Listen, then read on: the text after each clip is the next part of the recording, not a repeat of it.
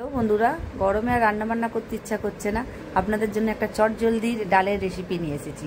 এই রেসিপিটা বানিয়ে দেখবেন, খুব ভালো লাগবে। মুগ মসুর ডাল ভালো করে ধুয়ে বসিয়ে দেবেন।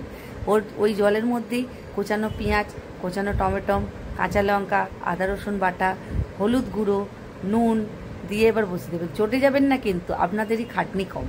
এইভাবে বানাবেন, খেয়ে দেখবেন, খুব সুস্বাদু হয়। ডালটা ফুটতে দেবেন, ডালটা সেদ্ধ হয়ে গেলে নামিয়ে রেখে দেবেন। কড়া বসিয়ে তেল আর 2 চামচে ঘি দিয়ে ওর মধ্যে 2টো শুকনো লঙ্কা আর কাঁচা লঙ্কা ফোড়ন দিয়ে ওর মধ্যে আদা স্লাইস, রসুনের স্লাইস দিয়ে এবার ভাজতে থাকবেন। তারপরে 5টা ডিম ওর মধ্যে ছেড়ে দেবেন। অঘটন ঘটার আগেই কিন্তু একটু নুন দিয়ে দেবেন, কেন ডিমটা ফাটতে পারে। তারপরে একটু কালার লঙ্কা দিয়ে ওটা কালো হওয়ার আগেই কিন্তু ডালটা ছেড়ে দেবেন, যখনই লাল থাকবে। এবার ডালটা দিয়ে ফুটতে দেবেন ভালো করে। তারপরে যখনই ফুটে উঠবে তখন এবার স্বাদ মতো আপনারা চিনি দিয়ে এবার আবার একবার নেড়ে চেড়ে এবার ফুটতে দেবেন।